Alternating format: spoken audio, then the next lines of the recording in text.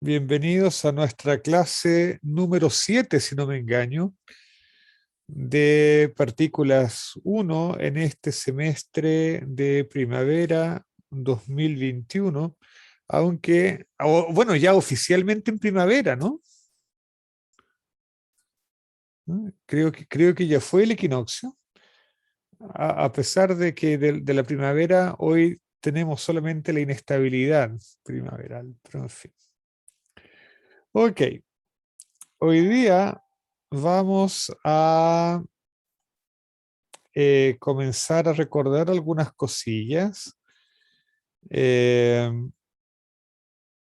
Vamos a hacer varias cosas. Primero vamos a discutir las reglas de Feynman de la electrodinámica cuántica, porque el Lagrangiano ya lo obtuvimos casi completo la clase pasada, lo construimos. Y hoy día vamos a discutir las reglas de Feynman. Y luego vamos a ver que todavía nos falta algo en el Lagrangiano, pero vamos por partes. Ok, entonces la clase pasada lo que hicimos fue construir este Lagrangiano para la electrodinámica cuántica y lo hicimos exclusivamente en base o, o más bien con base en una idea fundamental que es la idea de simetría. Y de simetrías locales, simetrías continuas locales. Esas simetrías continuas locales son llamadas simetrías de Gauge. En fin, entonces, y construimos el Lagrangiano. Este es el Lagrangiano de la electrodinámica cuántica, o casi. Y de aquí entonces podemos obtener las reglas de Feynman. Entonces, ¿cómo vamos a obtener las reglas de Feynman? Primero, eh, debemos recordar cómo se obtienen, ¿no es cierto? Acuérdense que los propagadores se obtienen del término cinético, o sea, de la derivada parcial que está escondida aquí, y la masa en realidad, de todo ese término, el término cinético y la masa. De ahí obtenemos el propagador. Y el término de interacción está escondido aquí dentro de esta derivada covariante. Y eso nos va a dar el vértice. Pero bueno, es muy fácil darnos cuenta que el propagador es este de aquí, el propagador de un fermión. A lo mejor vale la pena que lo veamos en la pizarra.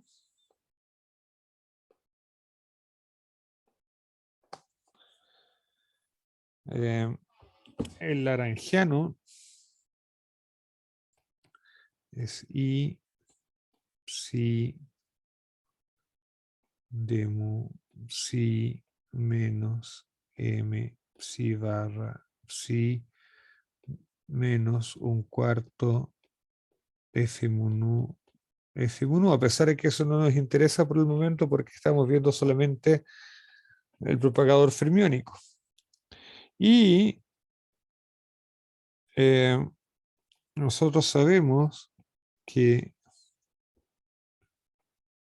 de mu psi es de mu psi menos I por la carga eléctrica por AMU, por el potencial. Así es que reemplazando, obtenemos que el Lagrangiano es I psi barra de mu psi menos m psi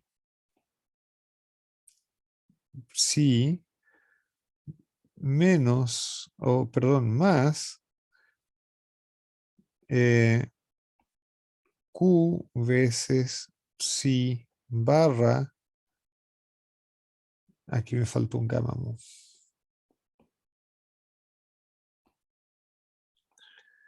Y aquí me faltó, por lo tanto, un gamma mu.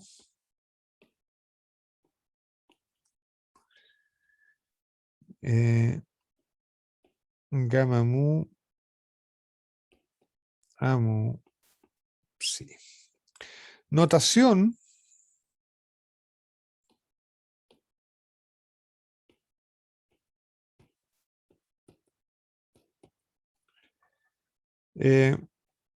Gamma mu contraído con cualquier cosa se escribe por definición como A barra.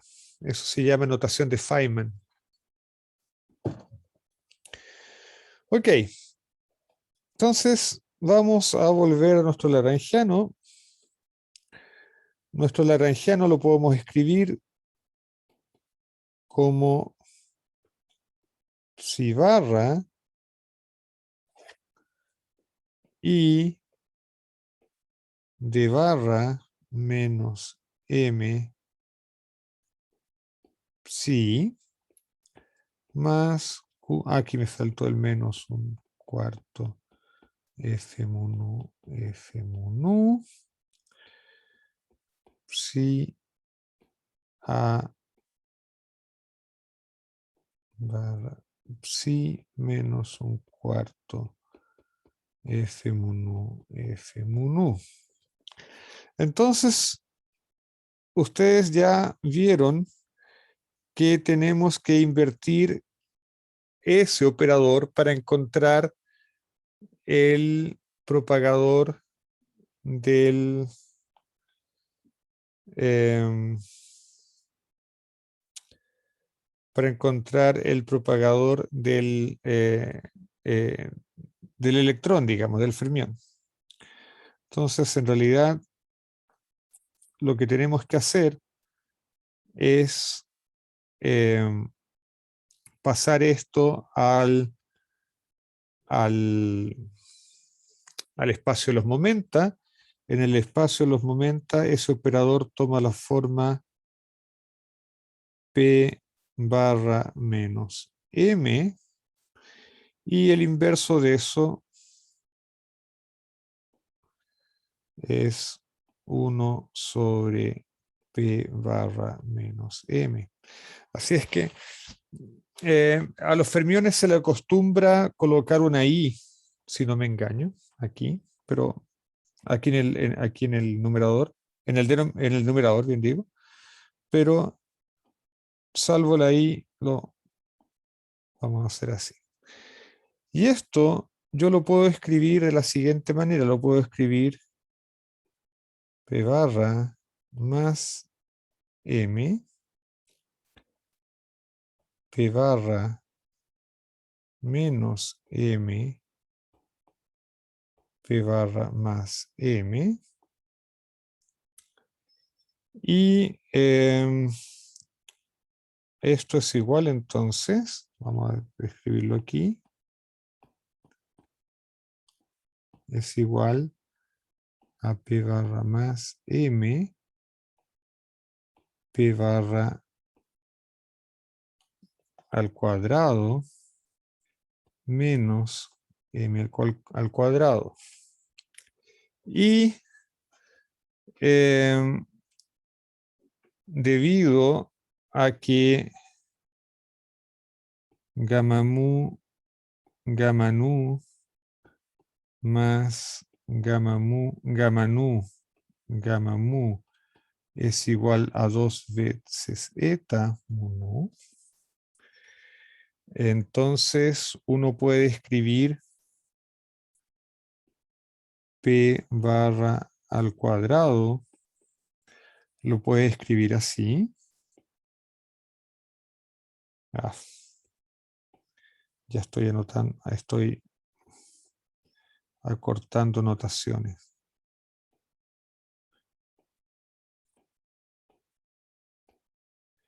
Pero eso es lo mismo que un medio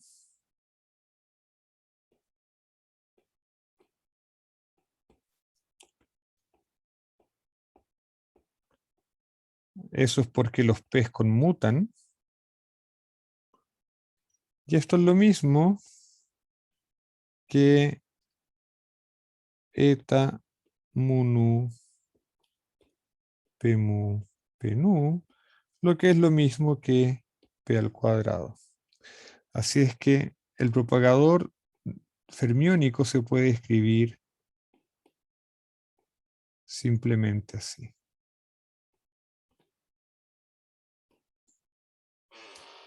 ¿Ok?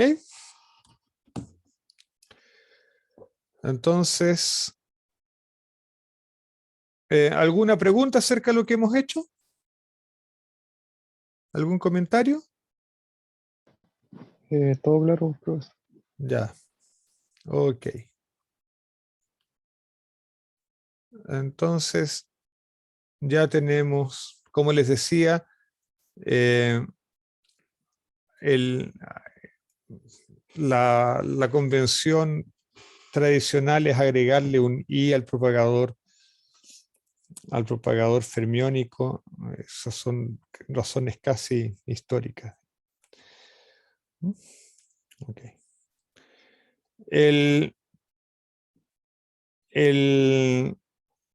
Podríamos haber hecho el vértice. Vamos a la pizarra.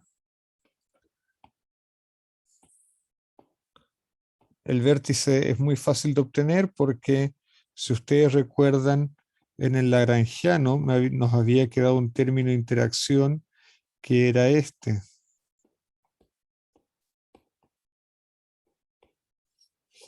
Entonces uno toma i veces el lagrangiano de interacción y, bueno, uno debiera sustituir estas cosas por ondas parciales, ¿no? Y por ondas parciales digo por ondas planas. Entonces, pero las exponenciales no van a jugar ningún rol porque aquí no hay ninguna derivada. Entonces realmente esto es lo mismo que hacer la derivada con respecto a los tres campos. Y ustedes se van a dar cuenta que esto en realidad es, bueno, lo puedo derivar así, que es I, Q, gamma mu. Entonces este es el vértice de la teoría de QED. Entonces ahí está el vértice. ¿Sí? En el propagador P igual K porque H barra igual 1. Exactamente. Ya. Exactamente.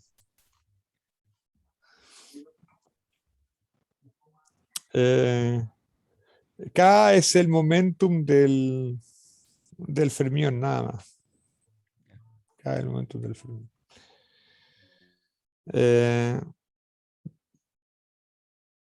Ok. Además tenemos que asignarle a las líneas fermiónicas externas, tenemos que asignarle las funciones de onda libre de los fermiones. Entonces tenemos básicamente dos funciones de onda libre, que es, si ustedes quieren, la función de onda de las partículas y de las antipartículas, ¿no? Entonces U y V son las funciones de onda libre, que son soluciones de la ecuación de Dirac libre, por lo tanto, y que representan una partícula y una antipartícula con momentum P y polarización sigma. O sea, recuerden, estos son objetos de spin un medio, entonces pueden estar polarizados, ¿no? Y lo único que nos va a interesar de estas funciones de onda libre es que satisfacen estas relaciones de completitud. No las voy a demostrar. Yo voy a dar por supuesto de que alguna vez vieron la ecuación de Dirac y las propiedades de sus soluciones. ¿Okay?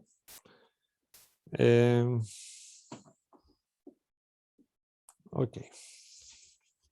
Todos tienen acceso al aula, ¿no? Sí. Ya, en aula voy a dejar referencias con más detalladas sobre diagramas de Feynman y ecuación de Dirac y todo ese tipo de cosas. ¿Okay?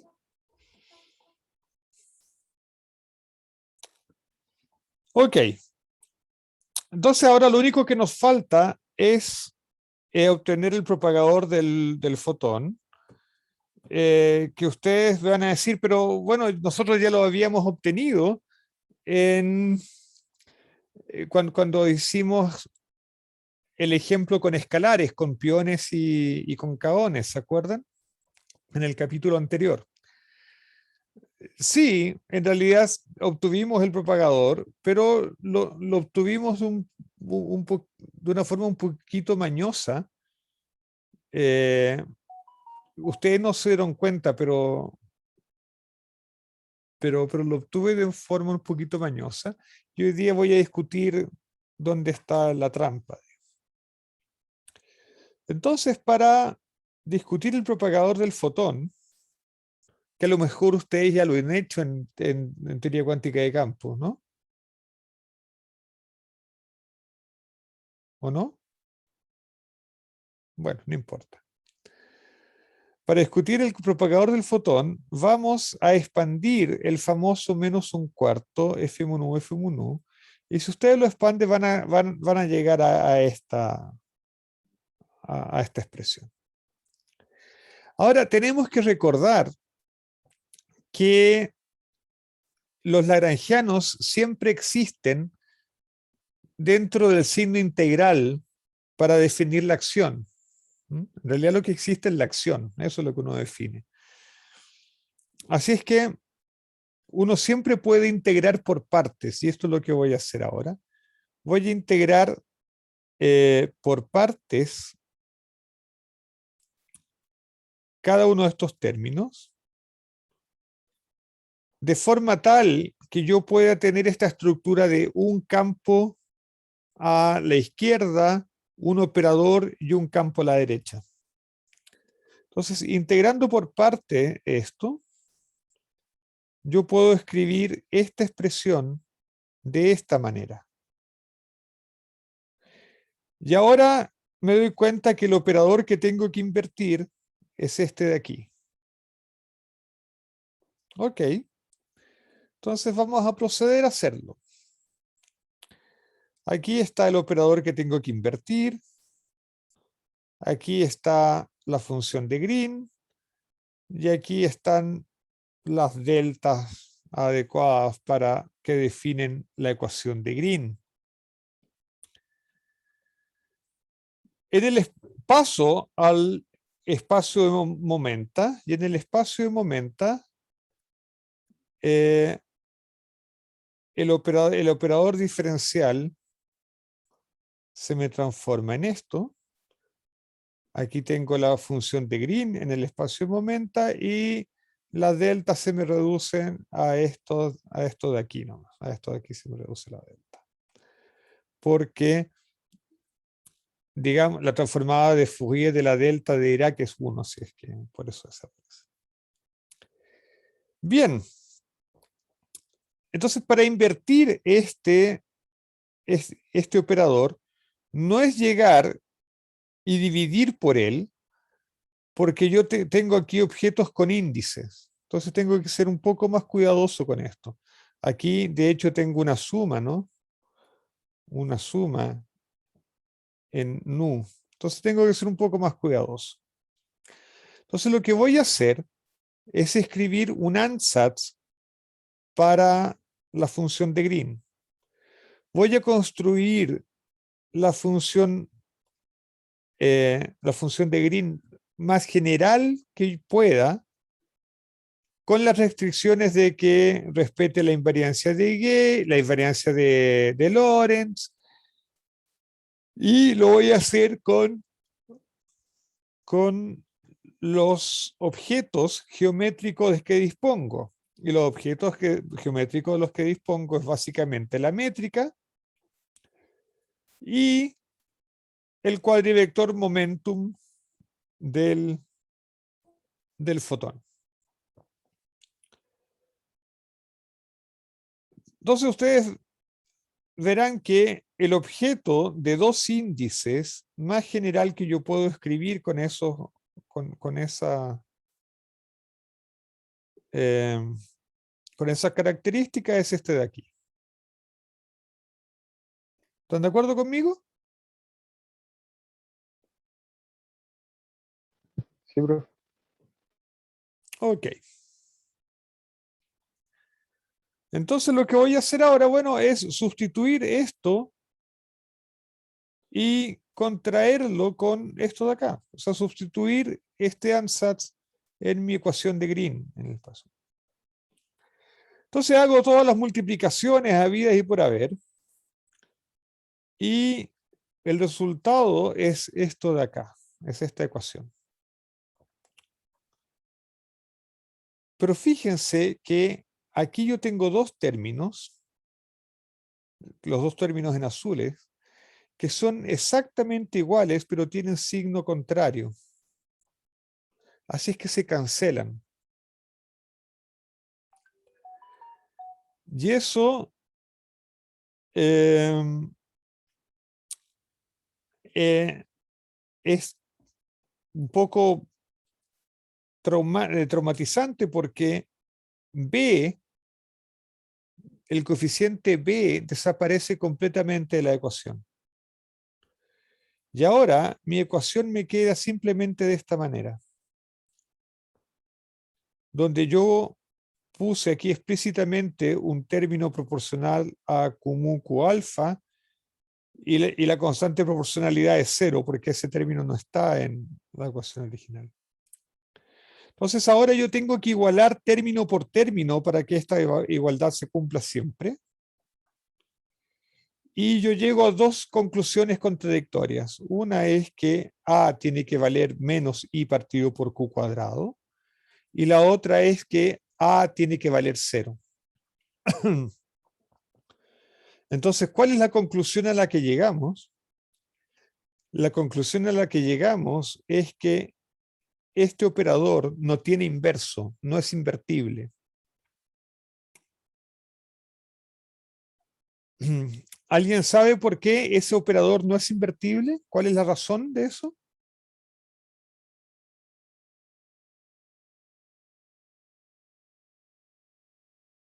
¿Alguien tiene una idea? Me imagino que hay una singularidad por ahí metida. Hay una singularidad, sí. O sea, básicamente, claro, el determinante de ese operador es cero. Mm. ¿Pero por qué? ¿Debido a qué? ¿Cuál es el origen de la singularidad?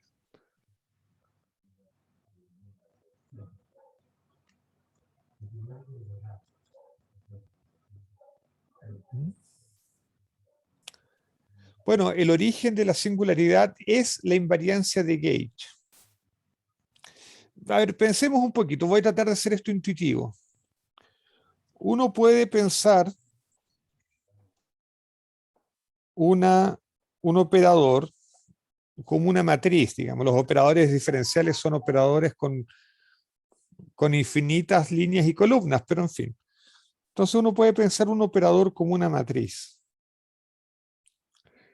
Y la pregunta es, ¿cuándo una matriz que tiene un montón de líneas ahí y tiene un montón de columnas, cuándo una matriz tiene el determinante cero?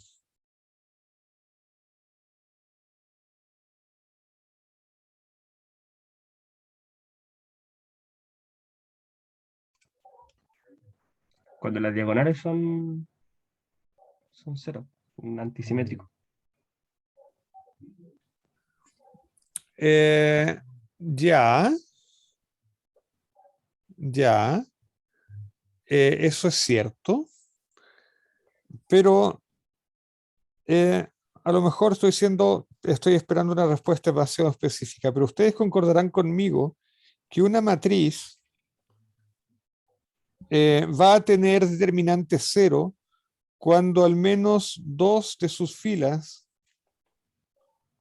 o 2 de sus columnas no sean linealmente independientes. ¿Están de acuerdo conmigo?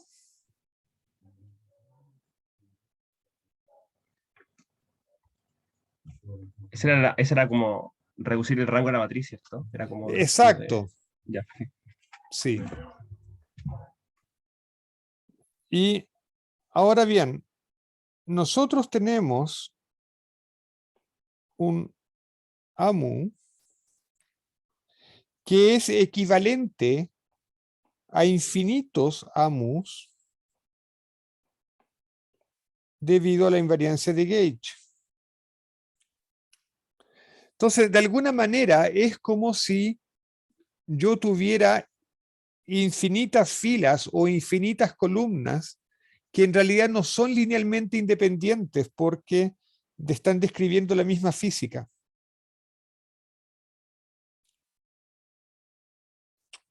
¿Capich?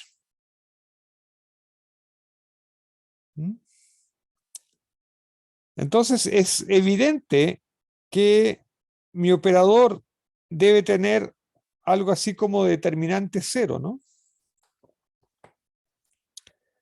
Entonces, ¿qué tenemos que hacer para resolver el problema?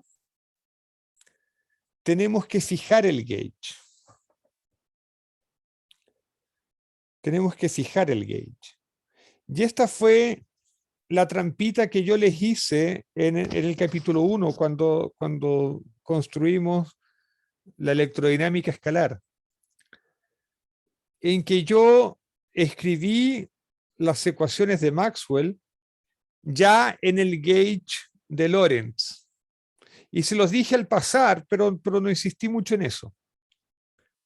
Entonces, ahí yo ya tenía fijado el gauge. Entonces, tenemos que fijar el gauge y vamos a, vamos a usar la condición de gauge de Lorentz. A propósito, el gauge es de Lorentz y no de Lorentz. Lorentz y Lorentz son dos tipos distintos. Y este es el gauge de Lorentz, que no es el mismo tipo de las transformaciones. Ya, entonces tenemos que implementar esta condición. Entonces, ¿cómo colocamos esta condición en el lagrangiano? Bueno, lo usamos a través de un multiplicador de Lagrange. ¿Sí? Y el multiplicador de Lagrange se va a llamar 1 sobre epsilon. Ahora, para que este epsilon no, este es 1 sobre xi. Qué horror, yo confundiendo epsilon con xi.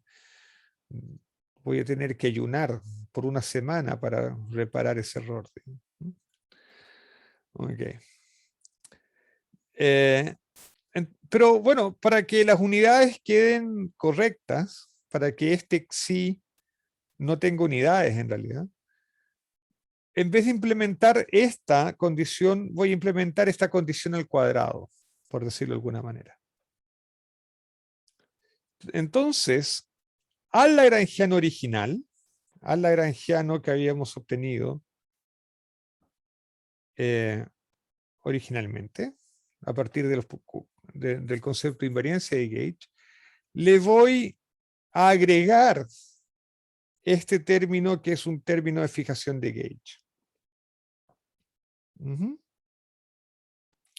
Entonces ahora bien, este término de aquí tiene dos derivadas en A, por lo tanto forma parte del término cinético. ¿Ok? Así es que yo voy a tomar esto como término cinético y de ahí voy a extraer el propagador. Ujú.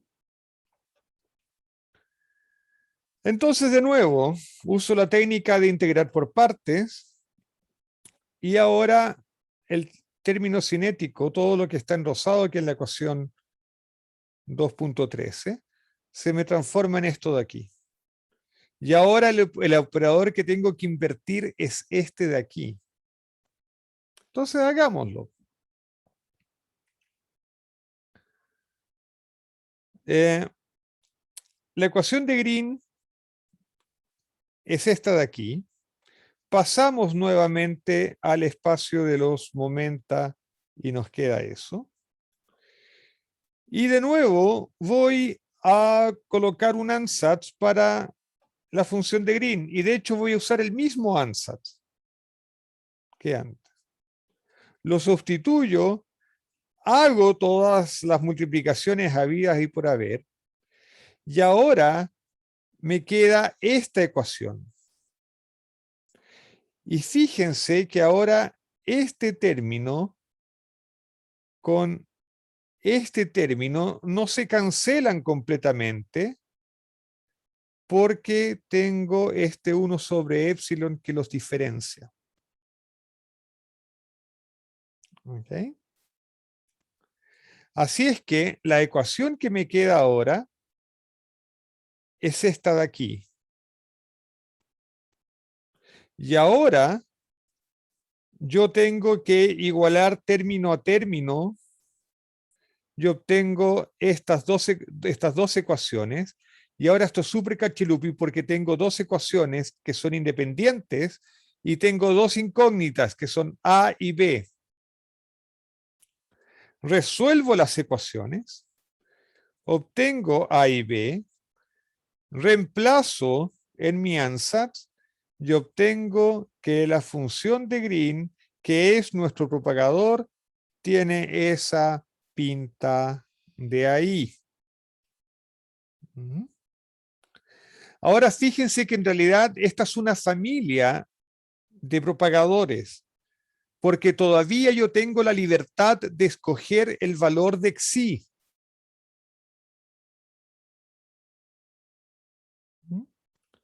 O sea, esta es una libertad de gauge residual.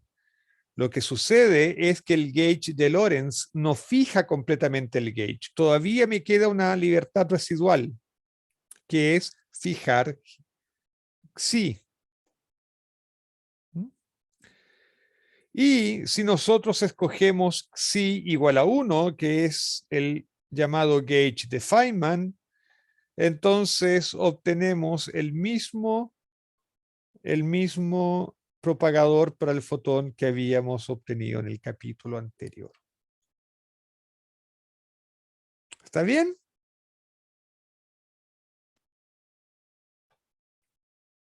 ¿Preguntas? ¿Comentarios? Profesor, yo tengo una consulta. Dime. Es que ahí yo había leído antes que el valor de sí puede ser -1, 0 o 1. En realidad puede tener cualquier valor, el valor que quieras. Claro, Lo que pero pasa es que los valores que tú indicas son valores famosos, digamos. claro. ¿Mm? Ser, Mi duda, ¿sí? mi duda es bajo qué contexto yo ocupo un gauge o otro. O sea, ¿por qué tengo la fijación por el gauge de Feynman y no otro?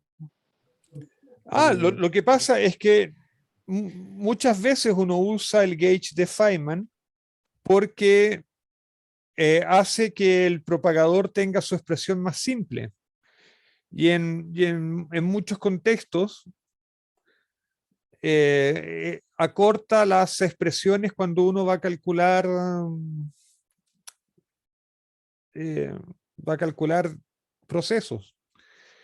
Pero hay algunas circunstancias en que en realidad lo que facilita es escoger Xi igual a 0, por ejemplo.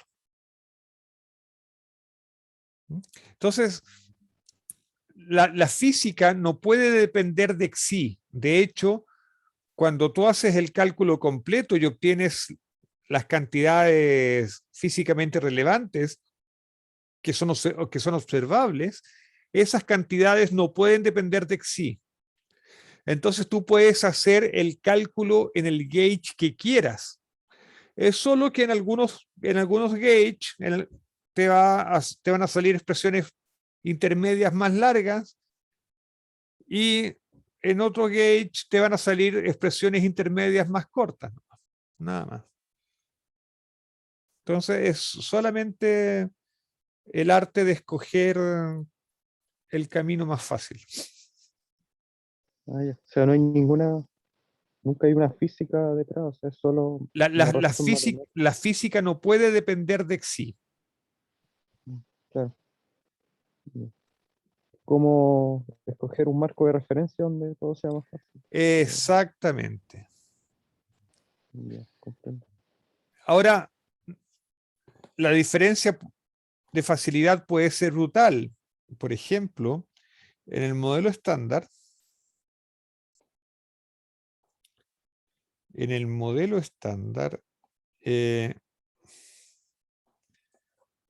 uno puede hacer algo parecido, uno también tiene que fijar el gauge, y en la parte electrodébil, uno puede tener varias opciones, por ejemplo, puede tener Xi igual a 0, y eso da origen a lo que se llama el gauge unitario.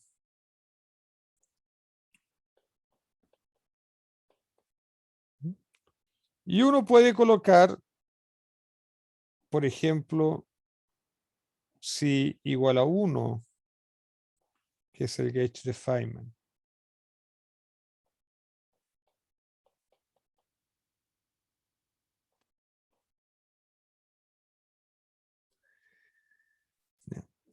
La gracia del gauge unitario es que, lo vamos a ver después cuando veamos el modelo estándar, es que te permite rápidamente identificar cuáles son los campos físicos de tu teoría. O sea, cuál es el contenido de partículas que realmente hay en tu teoría. En el gauge de Feynman eso no está transparente. Entonces uno podría decir, bueno, usemos el gauge unitario siempre, es más fácil.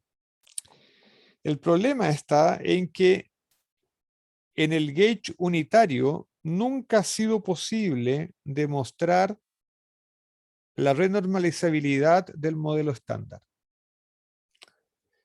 Mientras que en el gauge de Feynman sí se ha podido demostrar. La demostración que hizo Toft de la renormalizabilidad del modelo estándar la hizo en el gauge de Feynman. Weinberg trató antes que Toft probar la renormalizabilidad del modelo estándar, pero nunca pudo. ¿Por qué? Porque él trató de hacerlo en el gauge unitario. Entonces, realmente la dificultad de hacer el cálculo en un gauge o en otro puede ser tan distinta como 0 infinito, digamos. ¿Ok? Pero si tú demuestras renormalizabilidad del modelo en un gauge, lo demostraste en todas porque el resultado no puede depender del gauge. Es solo que en un caso lo puedes hacer y en otro caso es muy difícil probar la renormalizabilidad. ¿Ok?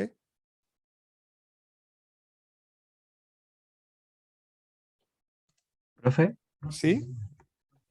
¿no será porque escoger el gauge unitario es como un poco catastrófico, ya que se parte de la premisa de que el lagrangiano tiene que ser 1 sobre, la densidad lagrangiana, 1 sobre sí. Ah, bueno, sí, tiene que ver con eso. Tiene que ver cómo separas los grados de libertad en el modelo. Pero ya vamos a ver eso cuando veamos el modelo estándar. En el gauge unitario, ese 1 sobre psi realmente queda escondido. Tú no lo ves en el Lagrangiano, ¿no? Por eso es que puedes hacer psi igual a 0. Pero eso lo vamos a ver cuando veamos el modelo estándar. Ya. Espero. Si es que alcanzamos, vemos esos detalles. Ok. Ok. Pero ojo, para hacer cálculos a nivel de árbol, o sea, cálculos que no tienen que ver con loops, yo siempre prefiero usar el gauge unitario. Es más fácil. No, pero lo vamos a ver después. Ok, me queda un poco menos de media hora. Y en esta media hora yo quiero discutir dos conceptos que seguramente ustedes conocen, pero que la gente en general confunde. Y yo quiero asegurar, a lo mejor ustedes no lo confunden, pero yo quiero asegurarme que ustedes no lo confunden. ¿Ok? Y esos dos conceptos son los conceptos de quiralidad y de helicidad. De hecho, hay un canal de YouTube muy bonito que se llama La Escala de Fermi y hace muy poco subió un video de unos pocos minutos donde explican muy intuitivamente el concepto de quiralidad. ¿Ok? Así es que se los recomiendo. En fin, vamos a partir de lo fundamental. Vamos a partir de las propiedades de las matrices gamas, porque la quiralidad y la quiralidad sobre todo tiene que ver con las propiedades de las matrices gamas. En realidad tiene que ver con las representaciones irreductibles del grupo de Lorentz, pero en realidad eso. Vamos a ir. Partamos entonces por por esta propiedad, por el anticonmutador de las matrices gamma, que es lo que define el álgebra de Clifford, de la cual depende la ecuación de Dirac. Ustedes pueden verificar que esta representación de las matrices gamma satisface esta propiedad. Aquí los sigmas son las matrices de Pauli.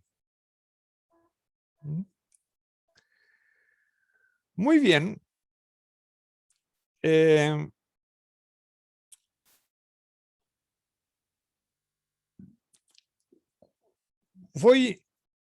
Yo voy a usar explícitamente esta representación de las matrices gamma. Esta representación se llama representación quiral, a propósito, de las matrices de Dirac, las matrices gamma. Con las matrices de Dirac, uno puede definir una otra matriz, una matriz adicional, que es la famosa gamma 5. Y gamma 5, en la convención que yo estoy usando, es I por gamma 0, gamma 1, gamma 2, gamma 3. E insisto que es la convención que yo estoy usando porque hay libros que omiten ese I, o libros que colocan un signo menos, en fin, hay para todos los gustos. Esta es mi convención. De hecho, cuando ustedes miren un libro de física de partículas, siempre tienen que asegurarse de reconocer cuáles son las convenciones que está usando, principalmente en dos cosas. ¿Cuál es la métrica que usa? Si es la menos, más, o es la más, menos, menos.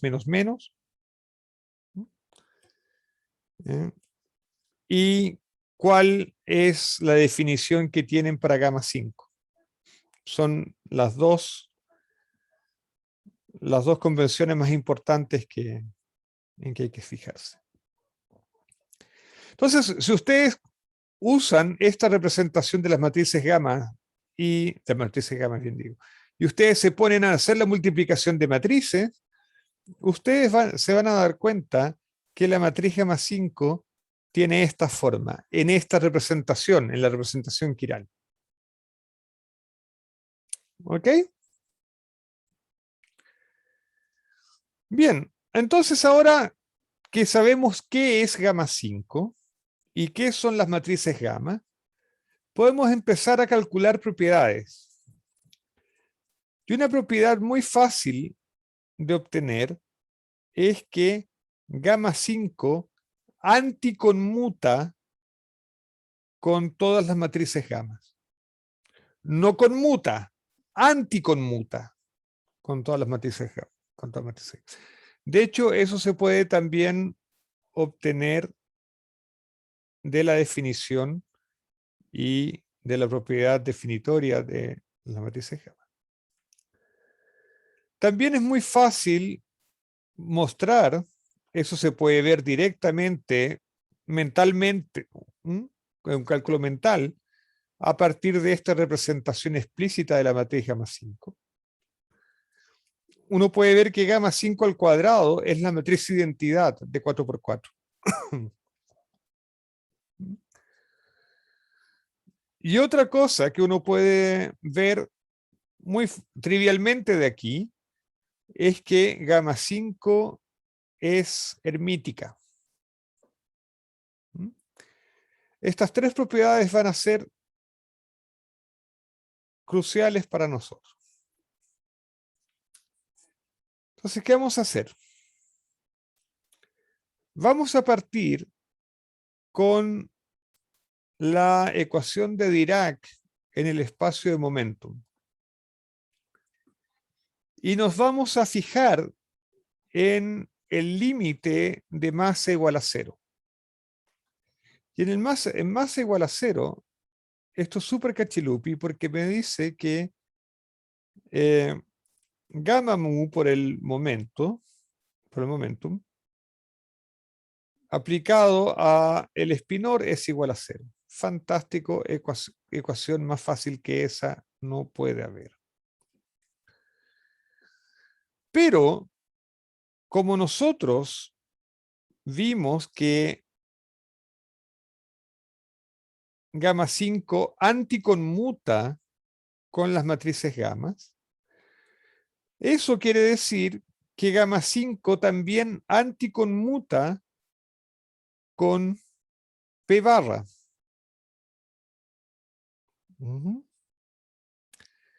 Entonces, supongamos que psi es una solución a la ecuación de Dirac sin masa. Entonces, es trivial ver que gamma 5 por psi también va a ser una solución de esta ecuación. ¿Me siguen?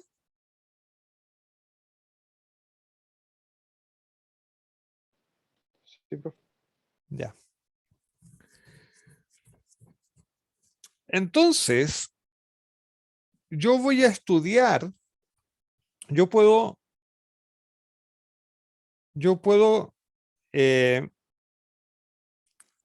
estudiar, bien digo, los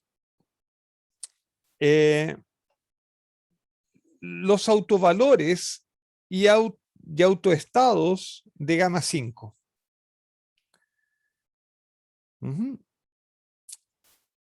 Evidentemente, los autovalores de gamma 5 son 1 y menos 1. ¿Sí? Yo voy a llamar fermión izquierdo a un fermión, a un espinor, que es autofunción, es autovector de gamma 5 con autovalor menos 1. Y voy a llamar de espinor derecho a un espinor que es autoestado de gamma 5 con autovalor más 1. Esta propiedad de ser izquierdo o derecho se llama quiralidad.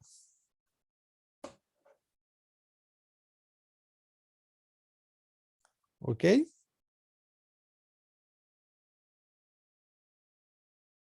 ¿Estamos bien hasta aquí? ¿Preguntas?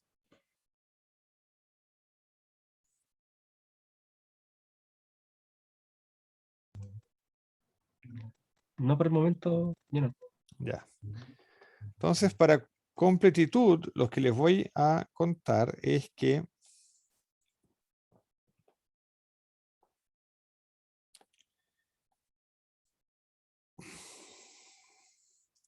el grupo de Lorentz,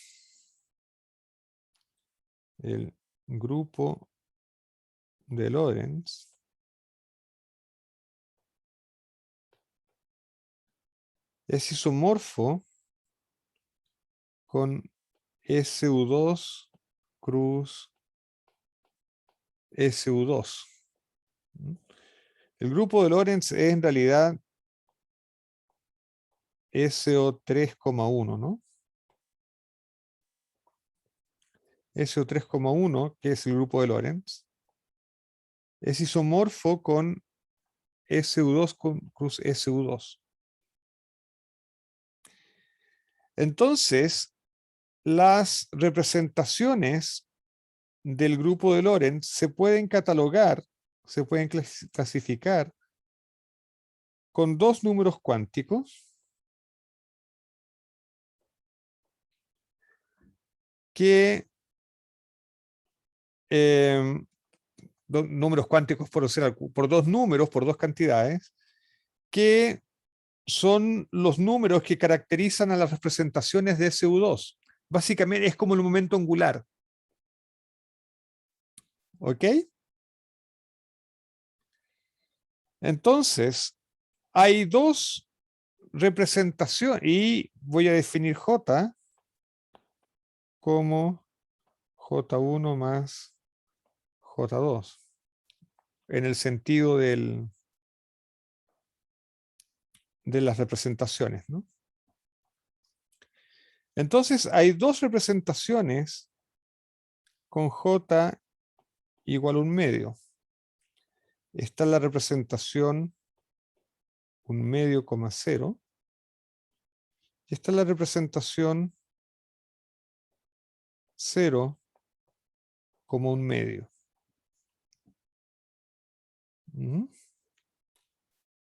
Esto de aquí es la representación, un objeto en esta representación de arriba, en la 1/2, 0, es un objeto que tiene dos entradas, es un vectorcito de dos entradas.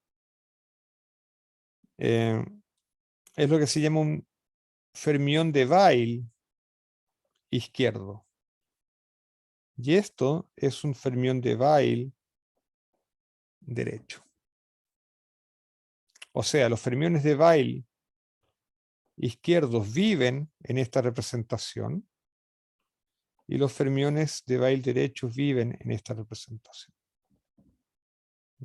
O sea, hay dos maneras en la naturaleza de ser un fermión de spin 1/2. Uno es siendo un fermión de spin 1/2 pero derecho, o un fermión de spin 1/2 pero izquierdo. Esas son las dos maneras fundamentales de ser, de tener spin 1/2 en la naturaleza. Por supuesto se pueden mezclar, pero las dos maneras fundamentales de tener spin 1/2 son estas dos. Y por eso hay que distinguirlas. ¿Me di a entender? ¿Conseguí explicarme? Pero todo esto bajo el contexto de un fermión sin masa. Todo esto, sí, vamos a ver dónde entra la masa aquí. Vamos a ver por qué yo estoy pidiendo que sea sin masa. Vamos a ir al... Ya. Entonces la quiralidad tiene que ver con la representación del grupo de Lorentz. Y eso tiene que ver con ser un autoestado de gamma 5. Gamma 5 es la matriz que me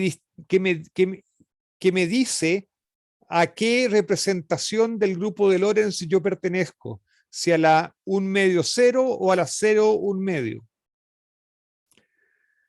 Si yo soy un autoestado de gamma 5 con autovalor -1, entonces sé que soy un fermión izquierdo. En caso contrario, en caso de ser autoestado con autovalor 1, yo sé que soy un fermión derecho. Y eso se llama quiralidad. Bien. Ahora bien, un fermión de Dirac izquierdo siempre se puede representar, o en la representación que estamos hablando, que estamos usando, se puede escribir como un fermión de Weyl izquierdo de 2 componentes y las otras 2 componentes 0. Y el fermión derecho siempre se puede representar como 2 entradas arriba iguales a 0 y las otras 2 entradas abajo como las entradas de un fermión de Weyl derecho.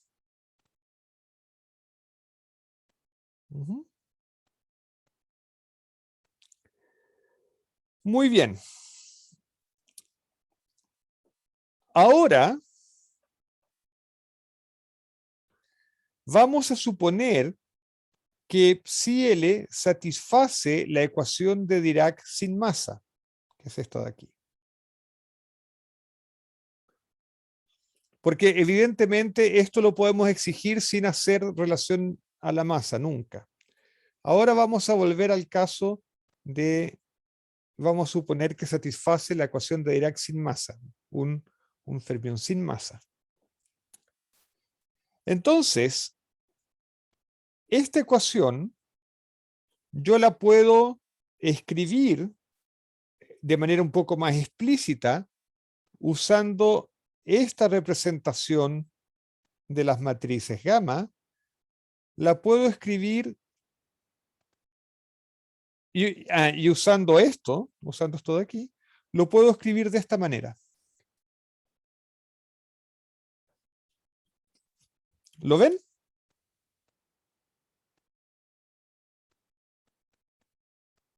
Bueno. Es cosa de hacer la multiplicación de matrices. Ahora bien, como esta de aquí es una componente espacial del momentum, y yo estoy usando la métrica que tiene un menos que tiene menos en las partes espaciales y tiene un más en la parte temporal. Entonces, cuando yo subo el índice, me cambia un signo. Pero eso no impide que yo pueda reemplazar esto por esto de aquí. ¿Ok?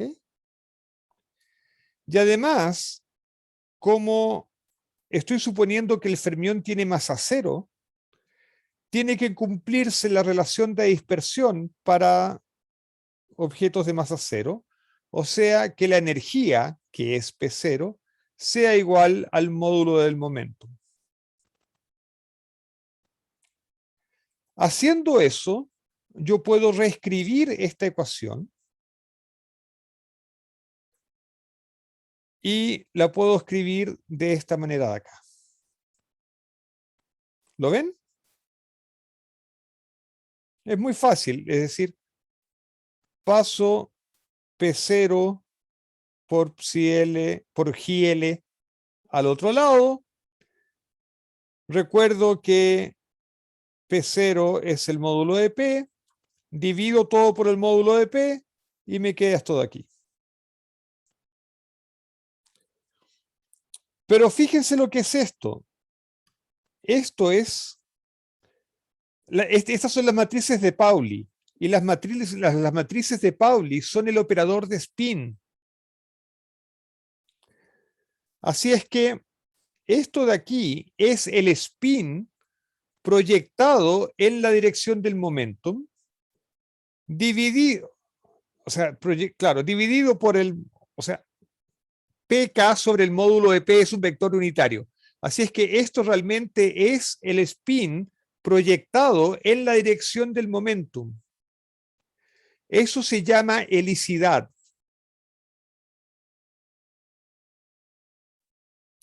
Entonces, lo que yo he mostrado es que cuando un fermión izquierdo tiene masa cero,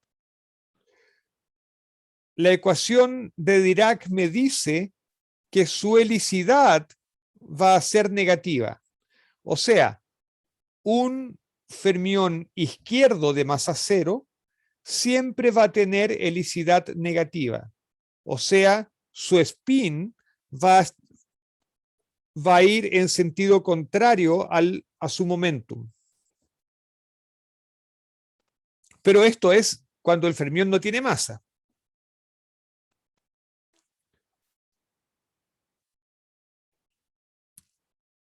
Si ustedes hacen lo mismo con el fermión derecho, la única diferencia va a estar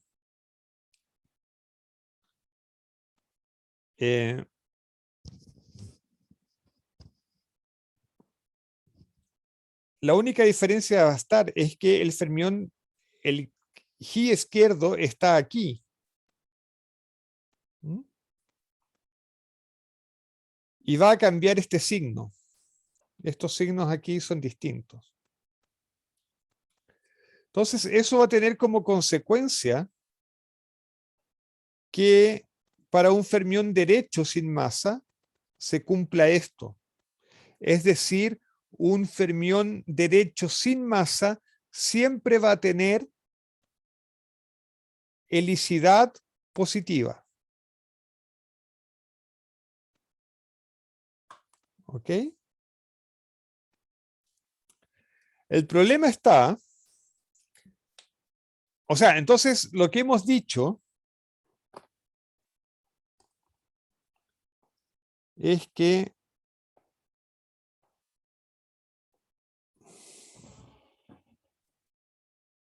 yo tengo dos conceptos, el concepto de quiralidad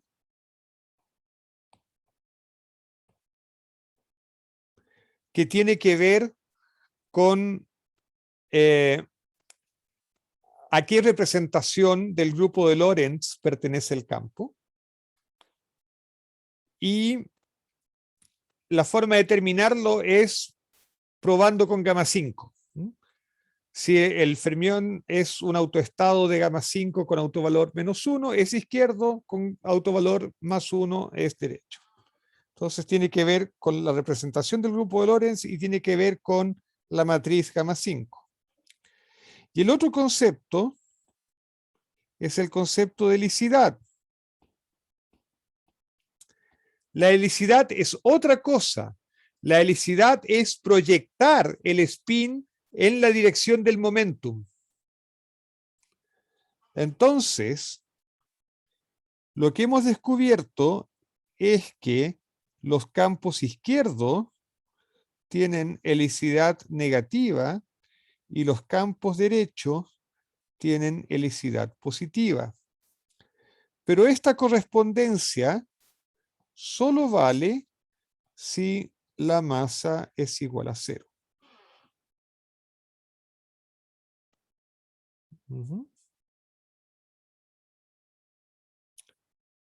¿Me doy a entender? Sí, profe. Entonces lo que yo quiero que ustedes sepan es que quiralidad y helicidad son cosas diferentes.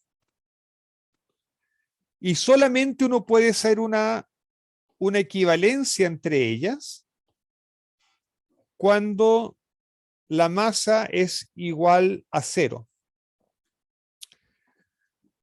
Ahora, la razón profunda de por qué uno puede hacer esta correspondencia solamente para masa igual a 0 es que la quiralidad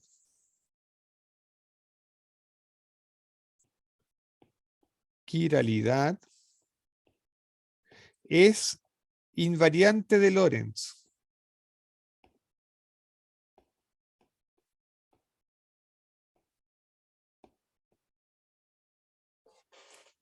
Siempre.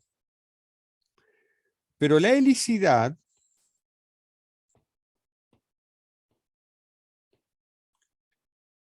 no es invariante de Lorentz para masa distinta de 0. La razón de eso es muy sencilla. Imaginemos que yo tengo una partícula con masa distinta de 0 que en mi sistema de referencia se mueve hacia allá con velocidad v. Y digamos que tiene su spin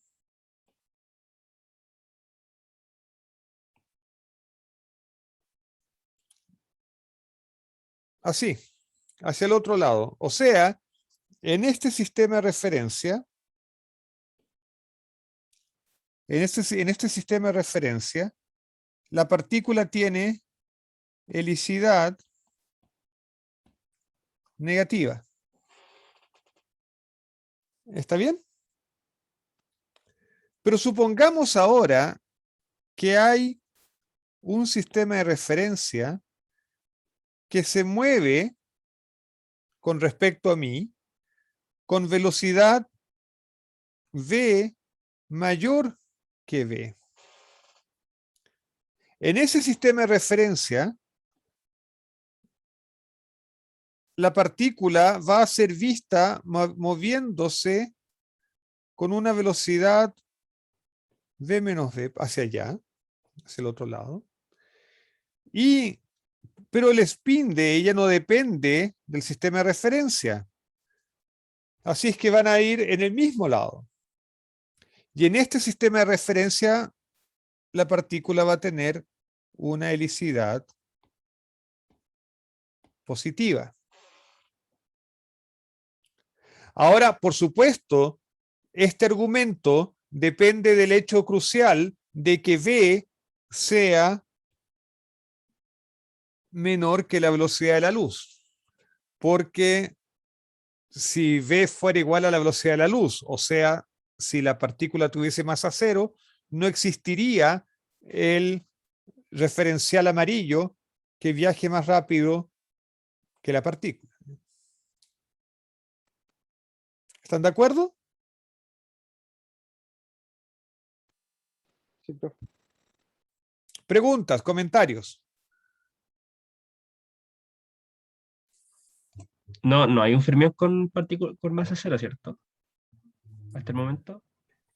Hasta el momento no. O sea, podría ser que alguno de los neutrinos tuviese masa 0, pero no sabemos.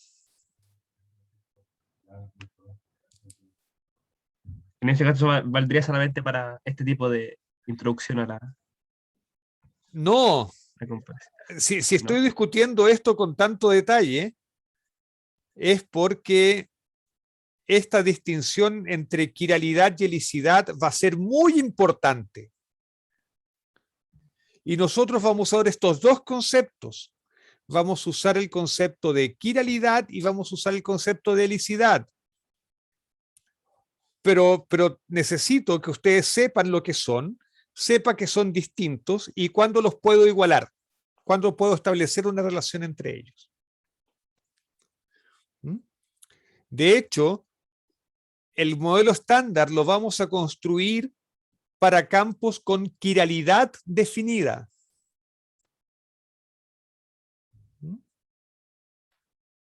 Pero en ciertas cosas, en ciertos momentos, la helicidad nos va a ayudar a crear intuición, porque la quiralidad es un concepto muy útil, está bien definido, pero es muy poco intuitivo. La helicidad es más intuitivo, pero no es invariante de Lorentz. Entonces, vamos a tener que jugar con estos dos conceptos en adelante. ¿Mm? ¿Ok?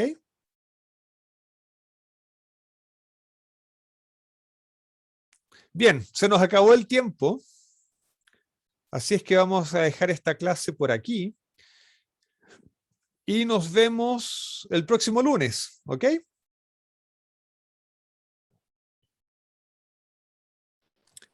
Nos vemos. Profe. Nos vemos. Que